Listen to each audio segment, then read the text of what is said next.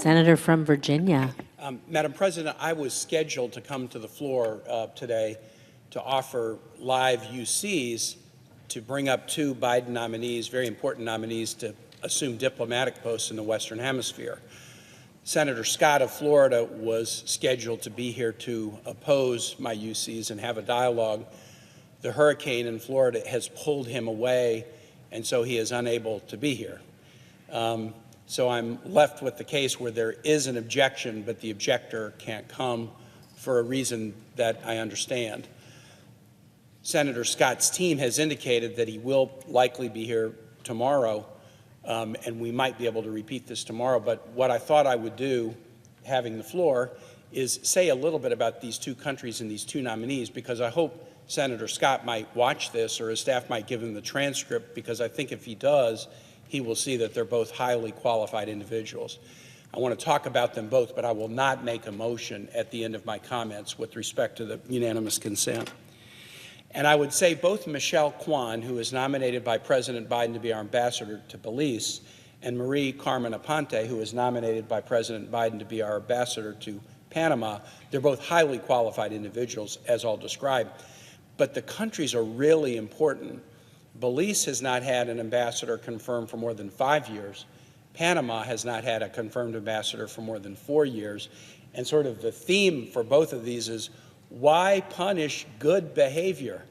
These are great allies of the United States, both Belize and Panama. They're both doing some really important work with us right now, and they deserve to have confirmed ambassadors. And if we won't confirm an ambassador in more than 4 years or more than 5 years, it has a way of sending a message to these countries like, wow, we say you're great allies, but we clearly don't value you enough to have a confirmed ambassador. Let me talk about Michelle Kwan, the nominee to be our ambassador in Belize. Belize is a critical partner in Caribbean and Central America. This is a region of significant distress and instability. But Belize has been a bright spot, both in relative stability and also closeness to the United States. And as I mentioned, no U.S. ambassador confirmed there for more than 5 years. It's a stable democracy in a region facing significant threats from organized crime, irregular migration, human trafficking, as well as democratic backsliding in the region. But we've worked hard to deepen our relationship with Prime Minister Briceño, and bilateral cooperation between the nations are increasing. Our ability to engage with Belize at this most senior level is crucial right now. In particular, with Belize, there's something fairly unique about this country. In this hemisphere that's very important in the United States, it's also of growing importance to China. And we see Beijing active all over the Americas, often outstripping our efforts to pay attention to these countries. Belize has been willing to be a stalwart partner of Taiwan.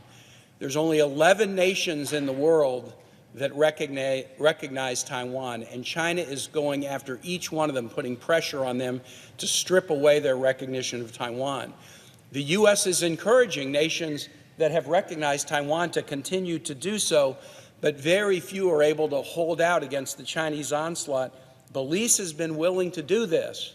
That's good behavior. We've asked them to do it, and they have.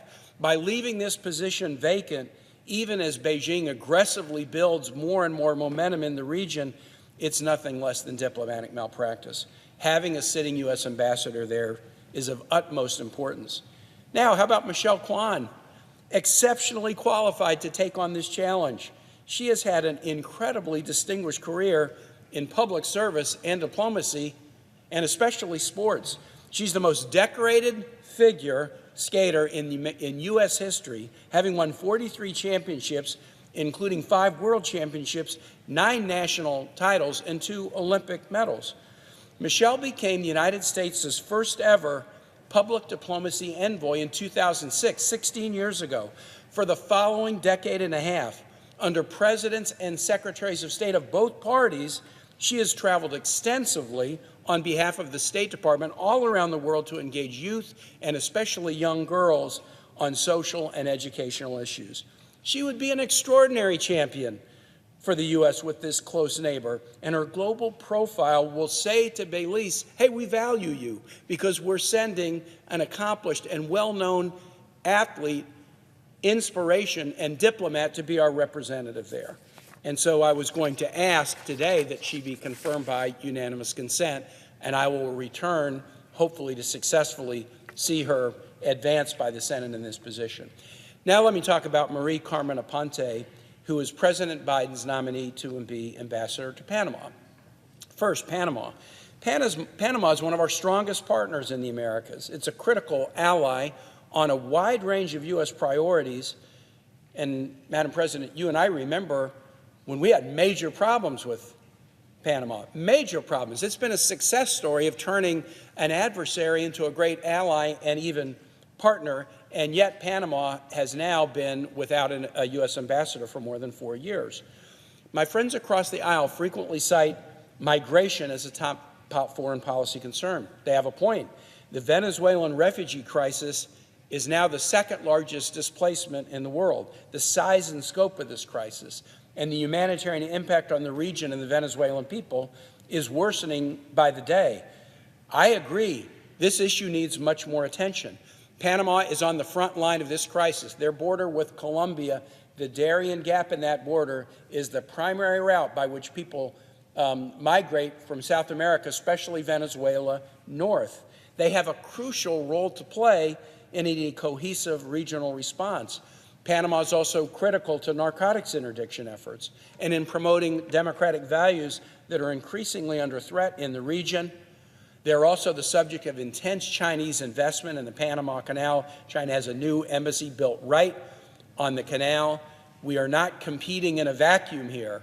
We're competing in a highly competitive world where China is making more investments than we are, and yet Panama still desires to have a very close relationship with the United States. And there's more. Recently, Panama, Costa Rica, the Dominican Republic, and Ecuador noticed democratic backsliding in the Americas and announced the formation of something called the Alliance for Democracy and Development. They want to band together 4 democratic nations and be proudly pro-democracy in a region where we see too much backsliding. They can punch above their weight. They can do work not only within their own nations, but be an influence throughout the region, indeed throughout the world. This is something that the U.S. has celebrated and recognized.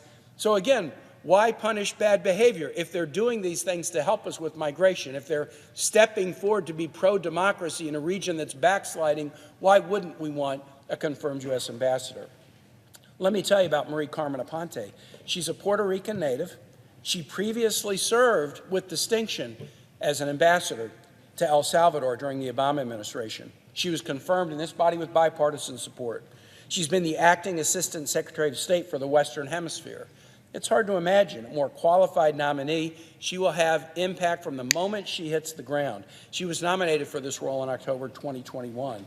Her Senate Foreign Relations Committee hearing was in May, and she's been pending consideration by the entire Senate since June. Let's get a proven ambassador in the field and put her to work in a nation that's critical to the U.S. in the region. Finally, I'll just note, Panama is home of the Panama Canal. It's the world's second largest free trade zone, has a sophisticated logistics and financial operations hub. It attracts billions in direct foreign investment, and we need to be there, again, to counter the significant Chinese interest in this country.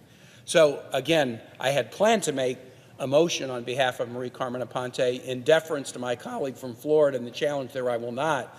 But his team has committed to me that they'll pay attention to my description of both the importance of these nations and the qualifications of these nominees. I will return in the hopes that we may soon be able to act as a Senate and forward these highly qualified nominees to the field where they can do good work as representatives of the United States. With that, Madam President, I yield the floor.